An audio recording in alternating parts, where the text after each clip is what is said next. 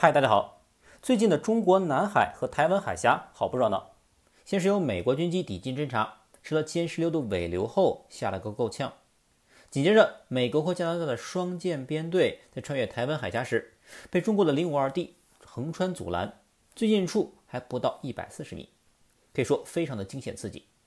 当然，这一切都在配合正在新加坡举行的各国防长香格里拉对话。两次拦截都非常的精彩，让我们一一来介绍。首先是美国的 DVIDS 网站，在5月30日突然刊出了一段美国军机被中国歼16不专业拦截的视频。DVIDS 网站这个此前给大家介绍过，是国防视频图像分发系统的英文缩写。简单来说，就是美国国防部的一个视频图片发布网站。因此，这段视频是由美国官方发布出来的，而且还特意做了消音处理。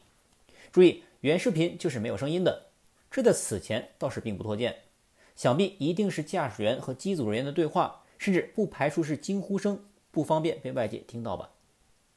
而且飞行员的脸部还刻意打了马赛克，这确实有点故弄玄虚了。歼16的这一让对方吃足尾流的动作，让美国人大为恐慌甚至愤怒，并在官方发布的评论中用了侵略性机动这个词，而且还说根据国际法，RC-135在南中国海国际空域进行的是安全和常规的行动，美国将继续在国际法允许的地方安全负责任的飞行。美国期待印太地区所有国家都能根据国际法安全地使用国际空域。通篇大谈国际法，却对自己飞机所处的地点只字不提。不过凡走过必留下痕迹，这架 RC-135当天的行动轨迹也被南海战略感知所捕获。如图所示，可以清晰见到，这架美国侦察机于5月26日下午1点左右开始从台湾岛和东沙岛之间的海域向中国大陆抵近，并在13点36分左右遭遇解放军歼16的拦截，而后折返。而这个地点经过测量，距离中国揭阳市惠来县海岸线还不足50公里，也就是刚刚超过24海里毗邻区，可谓极其嚣张。如果不进行拦截，按照 RC-135 最大每小时933公里的速度，3分钟就可以在汕头降落了。而且更重要的是，就在 RC-135 抵近侦察的这个时间，解放军海军南部战区的17舰编队正在附近海域进行例行性训练。这是南部战区发布的公告。5月26日，中国人民海军17舰编队在中国南海进行例行性训练期间，美军一架 RC-135 侦察机蓄意闯入我训练区域实施侦察干扰，中方组织空中兵力全程跟踪监视，处置依法依规，操作专业规范。美方行径严重破坏地区和平稳定，相关报道罔顾事实，完全是恶人先告状，颠倒黑白，倒打一耙，妄图混淆国际视听。这里所说的17舰编队有两个可能，一个就是总共有17艘军舰的大型联合演练，另一个就是17号舰即山东号航母战斗群的编队演练。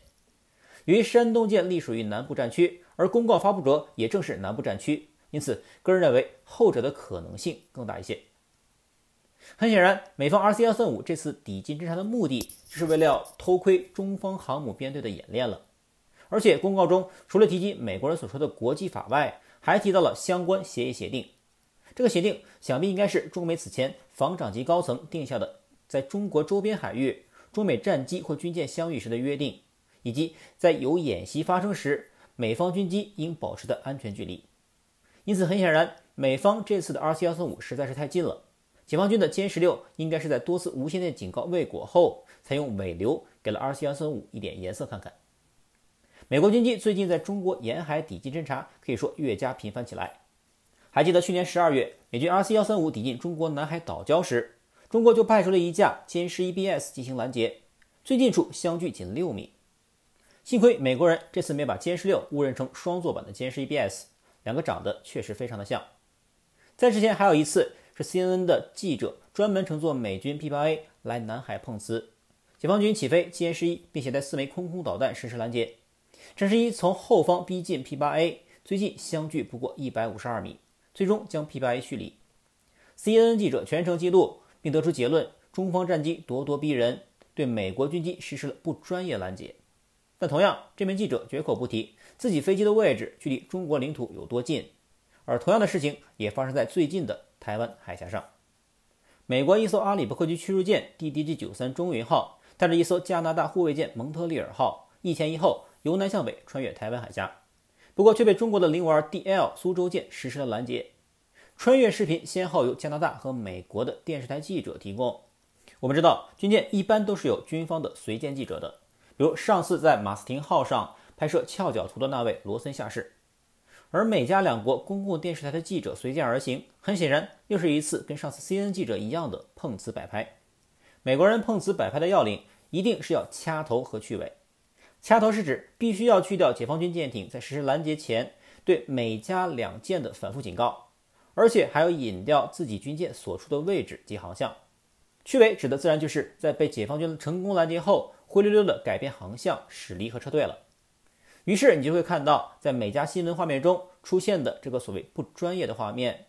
这是加拿大记者的视角，由于是跟在后面，所以拍摄距离较远。这个角度看上去，052D 苏州舰仿佛是直接冲着美舰中云号撞了上去，结果两舰擦身而过，但看得出来距离非常的近。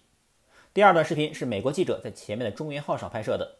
这个视频就清楚多了，可以看到052D 苏州舰高速由左至右斜插向美舰的正前方，来了一个警察抓捕罪犯常用的别车动作。紧接着到了右侧后，看似又在调转方向从右至左驶回，不过这时视频就结束了。而后美国印太司令部发布了声明，还原了当时的场景。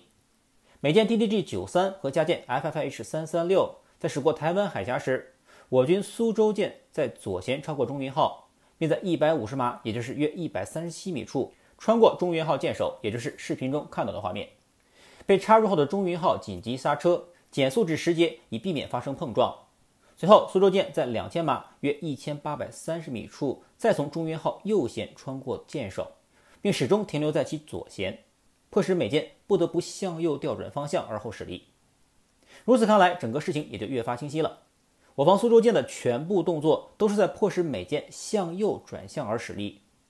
尽管到目前为止，中美双方都没有公布事件发生的地点以及美国军舰所行驶的方向，但换另一个角度思考，美国和加拿大的记者大费周章地登船要拍摄碰瓷画面，如果他们只是老老实实地沿着海峡中线由南向北平稳行驶，解放军肯定不会上钩。